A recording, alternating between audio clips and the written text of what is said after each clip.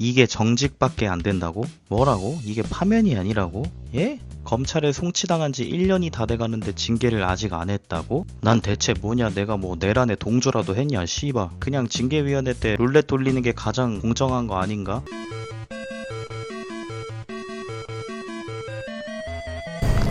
나를 과거 감찰에 허위신고해서 파면에 이르게 했던 무고 여경에 대해 오늘 해양경찰청 감찰에 신고를 접수하였다. 비위 사실은 해양경찰청 8대 비위 중 하나인 성비위와 품위유지 의무 위반 건이다. 이를 입증하기 위한 증거자료 A4 용지로 300페이지에 달하는 서류를 제출하였다. 먼저 성비위의 내용은 언어적 성희롱과 시각적 성희롱이다. 성희롱 종류도 존나 다양하네. 여러가지 발언들이 존재하지만 간략히 두 가지 발언에 대해서만 말하도록 하겠다. 무고 여경은 나랑 친하게 지내던 시절 나를 카카오 프렌즈 캐릭터 중 라이언을 닮았다는 말을 많이 해왔었다. 그러던 중 자신의 자취방 침대 위에 라이언 인형을 올려두고 사진을 찍어 보내며 너 왜 우리 집에 있어? 라고 보내는 것이 아닌가?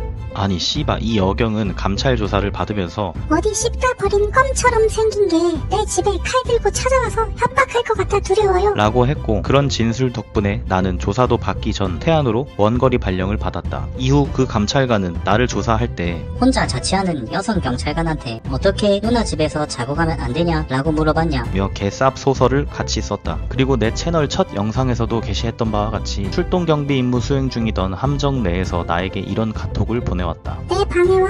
아무도 없어. 그래서 나는 걸리면 블라인드에 올라올 수도 있다. 즉 가기 싫다라는 취지로 답변하였지만 무고 여경은 여기는 아무도 없어. 걸리면 고추 뗐다 그래. 라고 한 것이다. 참고로 이 대화의 전부는 나에게 성희롱 그리고 스토킹을 당하고 있었다고 주장하는 기간 중에 보낸 것들이다. 이게 무고임에는 명백하지만 이미 무고는 경찰에서 수사 중인 사건이기 때문에 언급하지 않겠다. 형사 절차로는 무고 범죄이지만 이것은 내부 공무원 징계에서 성비위에 해당한다. 즉 징계 사유에 해당한다. 아니라고? 만약에 이 영상을 보는 당신이 남자고 이 행동을 그대로 당신이 상대 여경에게 한 사실이 있는데 이렇게 신고를 당했다고 생각해보자. 어때? 존나 아찔하지? 혹자는 내가 이 여경에 대해 신고한 것을 덜어 2차 가해라고 주장할 수도 있다. 2차 가해는 말 그대로 1차 가해가 선행되어야 한다. 여러분이 보기에 당시 나에게 카톡을 주고받던, 아니 4천여 회를 더 카톡을 보내온 이 여경이 나에게 성희롱, 스토킹을 당해 성적 수치심에 정신과 치료를 받을 정도로 힘든 상황으로 보이는가? 내가 볼 땐 아니다. 이런 사건들을 보면 전부 다 어디서 가르치는지 신고를 하기 전 또는 후 정신과 진료는 필수적이다. 나를 무고했던 파면 처분된 여경 또한 정신과에 꾸준히 다녔었던 걸 주장하였지만 오히려 그런 행동이 자신의 무고 고의성을 입증할 수도 있다는 것까지는 생각하지 못했나 보다. 2차 가해? 그럼 나는 3차 가해, 4차 가해, 5차 가해, 18차 가해를 당해오고 있는 것이 아닐까? 또 다른 성비인은 나에게 음란한 사진을 보내온 것이다. 음란한 사진이라 내가 당당하게 말할 수 있는 이유는 바로 내 징계 사건 피고인 중부지방해양경찰청에서 법원에 공식적으로 준비 서면을 제출하며 이 사진을 음란한 사진이라 정의해 주었기 때문이다. 감사하며 이 사진들 또한 마찬가지로 나에게 성적 수치심을 받아오던 시기에 나에게 전송한 것이다. 위에서와 마찬가지로 만약 남녀가 바뀌었고 남자가 여자에게 저런 반나체 사진을 보냈다고 한번 생각해보자.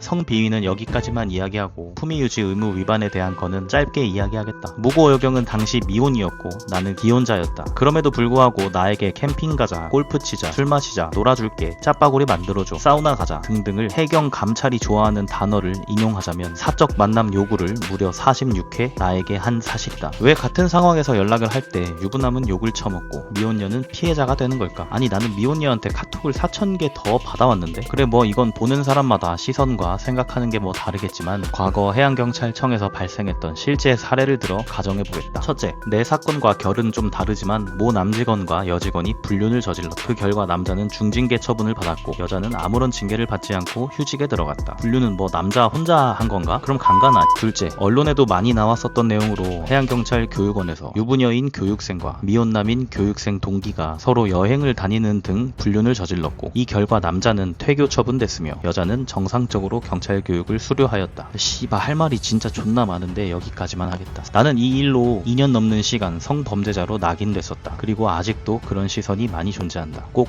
똑같이 당해봤으면 한다. 특히 감찰조사 결과 보고서를 거의 복사 붙여넣기 한 내 1심 행정소송 판결문을 보고 비난하는 사람들이 많았다. 그렇다면 난 왜 판사가 작성한 그런 판결문이 있음에도 불구하고 그 판결문 내용을 근거로 고소당한 수많은 것들이 혐의 없음 처분됐을까? 혹시 경찰 형사 또는 검찰의 검사가 해양경찰관 감찰관보다 수사 능력이 떨어지기 때문일까? 그런 건 별로 안 궁금하지? 무고여경들의 형사처벌이 꼭 이뤄지길 바란다. 그리고 나를 당시 조사했던 감찰부서 또한 큰 책임을 져야 할 것이다. 그 이유는 나를 단순히 유죄 추정을 한 것이 아닌 지금도 진행 중인 별건 행정소송에서 이미 많은 부분 증거 조작, 즉 허위공문서 작성 혐의가 많이 입증되고 있기 때문이다. 실제로 그 행정소송은 1심에서 내가 증거 조작을 밝히기 위한 부분에 대해서는 승소하였지만 해경 측에서 항소하여 사건이 진행 중에 있다. 그리고 감찰은 항상 이렇게 주장한다. 징계는 징계위원회에서 한 거지 나랑 상관이 없다. 그럼 징계위원들은 나는 감찰이 조사한 거대로 한 거다. 씨발 이딴 식으로 조사하는 관행을 고치지 못하면 10년 내에 해양경찰은 지금 현재 약 8대2 정도인 남녀 성비가 5대5로 갈 거다. 그럼 국민들이 정말 좋아하겠다. 과거 모 지방 해양경찰서 파출소를 여경 전용 파출소로 만든다 라는 계획을 누군가 한 적이 있었고 직원들을 대상으로 설문조사를 했었다고 한다. 놀랍게도 여직원의 절대 다수는 반대하였었고 남직원의 절대 다수는 찬성하였었다고 한다. 내가 남녀 갈라치기를 한다고? 여미새인 내가? 그런 건 양성평등팀에서 전문가랍시고 여성학 교수니 뭐니 하는 단체들을 불러다가 여자의 진술만 듣고 남직원의 인생을 조져버리는 그런 거 전문 아닌가? 여러가지 제보가 있었는데 양성평등팀에서 전국 해양경찰서를 순회하며 스토킹, 성희롱에 대한 교육을 한다고 한다. 그리고 그 교육의 주된 내용은 사과해라, 신고해라 라는데 사과를 해라?